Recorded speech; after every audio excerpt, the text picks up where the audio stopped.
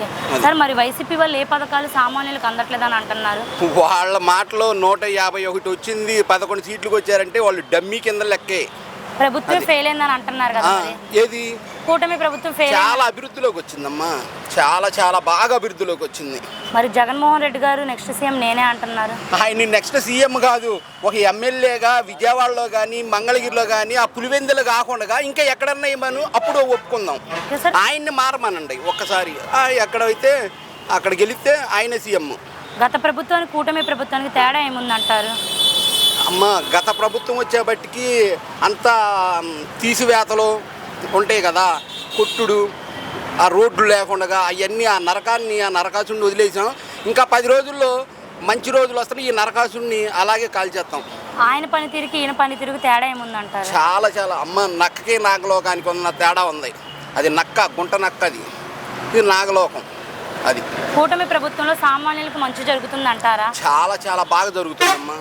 ఉదాహరణ మా చూసుకుంటే మాది ఇప్పటం గ్రామం, విలేజ్ సూపర్గా ఉంది. ప్రజల సమస్యలు పట్టించుకుంటున్నారు కూటమి ప్రభుత్వంలో? చాలా చాలా బాగా పట్టించుకుంటున్నారమ్మా. ఇప్పుడు మాకు మంగళగిరి లోకేష్ బాబు అన్నాడు, ఉచిత బస్సు పెట్టాడు, మందులు చాలా బాగా, వారానికి ఒక ఊరు ఆయన మొత్తం తిరిగి ఆయన మొత్తం బాగా చూసుకుంటున్నాడు. లోకేష్ గారి పనితీరు ఎలా ఉంది విద్యాశాఖలో? అమ్మో చాలా బాగుందమ్మ. ఇప్పుడు ఆ రోజు అలా కాకుండా వాళ్ళు డమ్మీలమ్మ, వాళ్ళ గురించి అసలు మాట్లాడుకోకూడదు. అసలు వాళ్ళు ఇప్పుడు ఆయన్ని లోపల పడేయడానికి సిద్ధంగా ఉన్నాం మేము. అంటే రోజా గారు ఏమంటున్నారంటే నాయకులంతా కలిసి ప్రభుత్వానికి భ్రష్టు పట్టిస్తున్నారు అని అంటున్నారు. వాళ్ళు మామూలుగా చెదల పుట్ట, ఆ చెదలను తొలగించేటప్పుడు అలాగుంటా ఉంటారు అంతే. వాళ్ళు చెదల పుట్ట అంతా నాశనం చేయడానికే వాళ్ళు వచ్చారు. ఆ చెదలని పోగొట్టారు మన వాళ్ళు. మరలా జగన్మోహన్ రెడ్డి గారు సీఎం అయ్యే ఛాన్స్ ఉంటుంది? అస్సలు ఒక ఎమ్మెల్యే కూడా గెలవడు. ఆ పులివెందులు వదిలేసి ఇంకెక్కడన్నా వేయమనండి, నేను మీసం తీపించుకుంటా. అది పులివెందులు వదిలేసి ఏ నియోజకవర్గంలోనైనా సరే నిలబడమని, ఆయనకు దమ్ము ధైర్యం ఏదో అది ఇది అంటూ ఉంటాడు కదా, నిలబడమనండి. ఎవరు వస్తే బాగుంటుంది అంటారు? మళ్ళా 15 సంవత్సరాలు ఈ కూటమి వచ్చింది, గ్యారంటీ.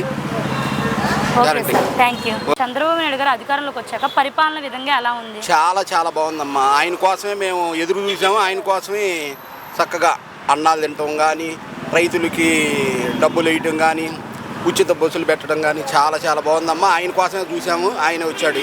సార్, పథకాలన్నీ సామాన్యులకు అందుతున్నాయి అంటే మీరేమంటారు? చాలా అందుతున్నాయి అమ్మా. అసలు దగ్గరగా అంతకుముందు వాలంటీర్లు పెట్టుకొని కాకుండా ప్రభుత్వమే వాళ్ళ కాడికి వెళ్ళిపోతుంది. సూపర్ 6 పథకాలు హిట్ అంటారా, ఫట్ అంటారా? చాలా చాలా సూపర్ డూపర్ హిట్ అమ్మా.